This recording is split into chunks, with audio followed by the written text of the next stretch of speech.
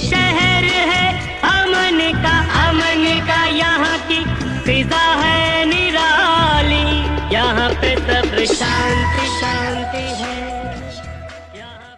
महाभारत का युद्ध केवल हथियारों और रणनीतियों का संग्राम नहीं था, बल्कि इसमें कई रहस्यमयी घटनाएं और महापुरुषों की कहानियां भी छिपी हुई थीं। उन्हीं में से एक थे बर्बरीक, जो अपने पराक्रम, तपस्या और बलिदान के लिए जाने जाते हैं। उनकी कथा बलिदान, धर्म और भक्ति का अनुपम उदाहरण है, जिनकी शक्ति की परीक्षा लेने के लिए भगवान श्री कृष्ण स्वयं भेष बदल कर आए और बर्बरीक से सबसे बड़ा दान, शीश का दान मांगा। बर्बरीक महाभारत के सबसे शक्तिशाली योद्धाओं में से एक थे। वे भीम के पोते और घटोत्कच के पुत्र थे। उनकी माता का नाम मौरवी था, जो नागवंश से संबंधित थी। बचपन से ही बर्बरीक में असाधारण शक्ति थी और वे बहुत ही पराक्रमी योद्धा थे। उनकी माता ने उन्हें युद्ध कला में पारंगत बनाया और उन्हें सिखाया कि शक्ति का प्रयोग सदैव धर्म और न्याय के लिए करना चाहिए। बर्बरीक बचपन से ही भगवान शिव और माता दुर्गा के परम भक्त थे। उन्होंने कठोर तपस्या कर भगवान शिव और देवी दुर्गा को प्रसन्न किया। बर्बरीक ने माता दुर्गा की भी घोर तपस्या की। उनकी भक्ति से प्रसन्न होकर माता दुर्गा ने उन्हें 3 अमोघ बाण प्रदान किए। ये बाण इतने चमत्कारी थे कि पहला बाण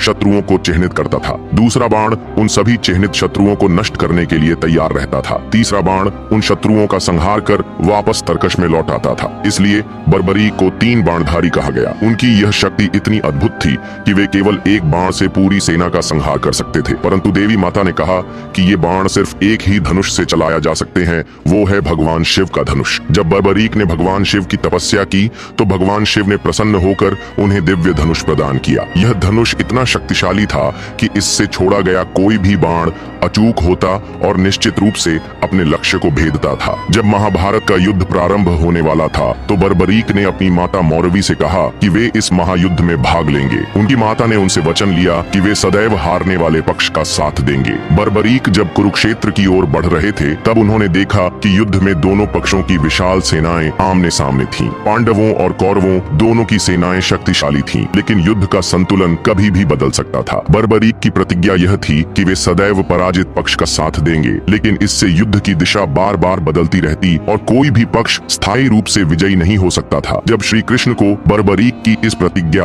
और उनके अद्भुत बाणों की शक्ति का पता चला तो उन्होंने एक युक्ति बनाई। वे एक ब्राह्मण के वेश में बर्बरीक के पास पहुंचे और उनसे पूछा कि वे युद्ध में किसका पक्ष लेंगे। बर्बरीक ने उत्तर दिया कि वे उस पक्ष का समर्थन करेंगे जो पराजित होगा। श्री कृष्ण को यह समझ में आ गया कि यदि बर्बरीक युद्ध में भाग लेते हैं तो उनका पक्ष बार बार बदलता रहेगा, जिससे युद्ध का कोई निश्चित परिणाम नहीं निकलेगा। यह युद्ध धर्म और अधर्म के बीच था और इसमें एक स्पष्ट विजेता की आवश्यकता थी। इसलिए श्री कृष्ण ने बर्बरीक से उनकी वीरता की परीक्षा लेने का विचार किया। श्री कृष्ण ने बर्बरीक से कहा कि यदि वह वास्तव में इतना महान धनुर्धर है तो एक ही बाण से सभी पेड़ों के पत्तों को बींध कर दिखाए। बर्बरीक ने अपना बाण छोड़ा और वह सारे पत्तों को बींधने लगा। तभी श्री कृष्ण ने एक पत्ता अपने पैर के नीचे छिपा लिया, लेकिन बर्बरीक का बाण श्री कृष्ण के पैर की ओर बढ़ने लगा और बर्बरीक के एक बाण ने उसके पेड़ के सारे पत्ते बींध दिए। तब श्री कृष्ण को उसकी शक्ति का एहसास हुआ। श्री कृष्ण ने बर्बरीक से कहा, तुम महान योद्धा हो, लेकिन क्या तुम अपनी वीरता का सबसे बड़ा प्रमाण दे सकते हो? बर्बरीक ने सहमति दी। तब श्री कृष्ण ने उनसे उनका शीश दान में मांग लिया। बर्बरीक पहले तो चौंके, लेकिन उन्हें तुरंत समझ आ गया कि यह कोई साधारण मांग नहीं है। उन्होंने ब्राह्मण से कहा कि एक ब्राह्मण उनके शीश को दान में क्यों लेना चाहता है, परंतु वो अपने शीश का दान तो दे देंगे, पर हे ब्राह्मण देव, आप अपना असली स्वरूप मुझे दिखाओ। तब श्री कृष्ण ने उन्हें अपने असली रूप में दर्शन दिए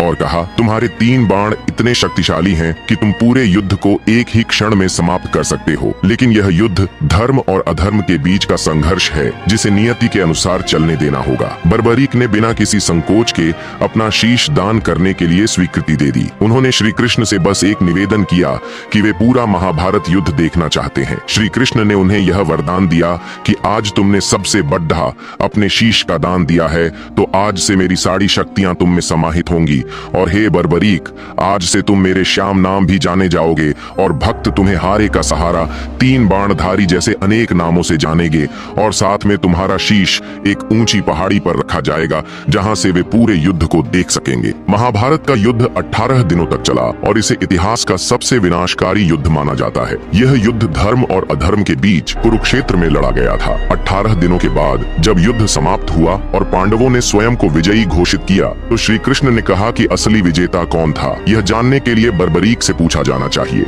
और जब श्री कृष्ण ने उनसे पूछा कि उन्होंने युद्ध में सबसे अधिक प्रभावशाली शक्ति किसकी देखी, तो बर्बरीक ने उत्तर दिया, मैंने केवल श्री कृष्ण की शक्ति को प्रभावी रूप में देखा। वही इस पूरे युद्ध का संचालन कर रहे थे। बर्बरीक के बलिदान और भक्ति से प्रभावित होकर श्री कृष्ण ने उन्हें आशीर्वाद दिया कि कलयुग में वे श्याम के रूप में पूजे जाएंगे और जो भी सच्चे हृदय से उनकी आराधना करेगा उसकी मनोकामना पूरी होगी। यही कारण है कि बर्बरीक को खाटू श्याम जी के रूप में पूजा जाता है। राजस्थान के सीकर जिले में स्थित खाटू श्याम जी का मंदिर बर्बरीक की भक्ति और बलिदान का प्रतीक है। हर वर्ष लाखों श्रद्धालु इस मंदिर में दर्शन करने आते हैं और उन्हें कलयुग के दाता के रूप में पूजते हैं। बर्बरीक की यह कथा हमें सिखाती है कि सच्ची वीरता केवल युद्ध जीतने में नहीं बल्कि धर्म और सत्य का पालन करने में होती है। उन्होंने न केवल अपने वचन का पालन किया बल्कि अपने बलिदान से यह सिद्ध किया कि बलिदान ही सबसे बड़ी शक्ति होती है। उनकी कथा यह भी दिखाती है कि केवल बाहुबल नहीं बल्कि ईश्वरीय मार्गदर्शन ही सच्ची विजय दिलाता है। इसलिए बर्बरीक की यह महान गाथा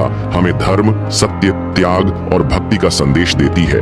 यदि हमारी वीडियो आपको पसंद आई हो तो अपने विचार हमें कमेंट में जरूर बताएं। आपकी प्रतिक्रियाएं न केवल हमें प्रेरित करती हैं बल्कि बेहतर कंटेंट बनाने में भी हमारी सहायता करती हैं। आपके बहुमूल्य शब्द हमारे लिए बहुत मायने रखते हैं। ऐसी ही मजेदार कहानियों के लिए हमारे YouTube चैनल को सब्सक्राइब करें, वीडियो को लाइक और ज्यादा से ज्यादा शेयर करें। धन्यवाद।